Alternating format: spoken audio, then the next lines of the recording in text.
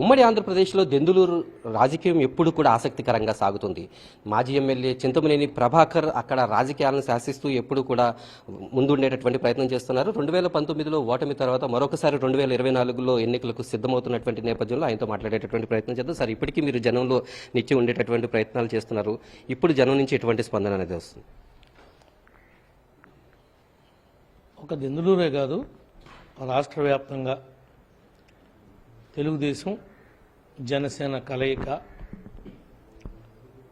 ఒక నూతన ఒరవడికి నాంది పలకబోతా ఉంది. జగన్మోహన్ రెడ్డి ప్రభుత్వాన్ని, జగన్మోహన్ రెడ్డి పార్టీని కూడా ఈ రాష్ట్రం నుంచి పారదోలే పరిస్థితి వికృత చేష్టల వల్ల కానీ తెలుగుదేశాన్ని, జనసేనని బ్రహ్మరథం పట్టే రోజులు వచ్చేసినాయి. మేము తిరుగుతూ ఉంటే బాబు షూరిటీ భవిష్యత్తు గ్యారంటీ ప్రోగ్రాంలో ప్రతి వాళ్ళు మాకు హారతి ఇచ్చి ఇంకెన్ని రోజులు పడుతుంది ఎలక్షన్, ఇంకెన్ని రోజులు పడుతుందని వాళ్ళు ఉత్సాహంగా వచ్చి పాల్గొంటున్నారు. మాకు ఎవరైనా మా వాళ్ళు ఎక్కడైనా ఓటీఆర్ కార్డు మిస్ అయితే మాకు ఎందుకు ఇవ్వలేదు కార్డు అని చెప్పి దెబ్బలాట రాపించుకుని మరీ జాగ్రత్త చేసుకుంటున్నారు. అంటే రేపు రాబోయేది తెలుగుదేశమే అని, జనసేనే అని వాళ్ళు పూర్తిగా విశ్వసిస్తున్నారు అని మనం చెప్పటానికి ఇంతకంటే ఇంకా నిదర్శనం ఏముంటుంది? ప్రాక్టికల్గా జరుగుతున్నటువంటి కార్యక్రమం.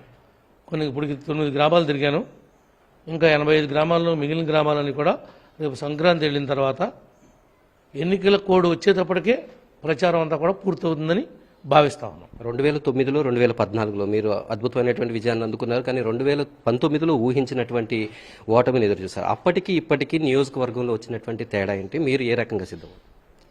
ఇప్పుడు జనమంతా కూడా జగన్మోహన్ రెడ్డి యొక్క మోసపూరితమైనటువంటి మాటలను నమ్మారు. జగన్మోహన్ రెడ్డికి ఒక అవకాశం ఇవ్వాలని చెప్పి ఇచ్చారు. ఆ ఇచ్చిన దాంట్లో నేను కూడా మీరు అన్నట్లుగా ఓటమి పాలవటం జరిగింది.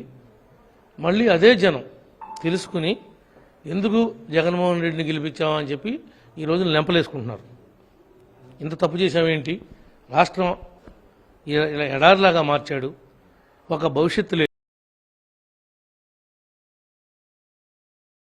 దెబ్బతిన్నాయి, ఈనాడు పరిశ్రమలు రావటంలా ఈయన యొక్క దాటికి దోపిడీ తప్ప జగన్మోహన్ రెడ్డి ప్రజలకు వరగబెట్టింది ఏమీ లేదని ప్రజలందరూ కూడా విశ్వసిస్తూ ఉన్నారు.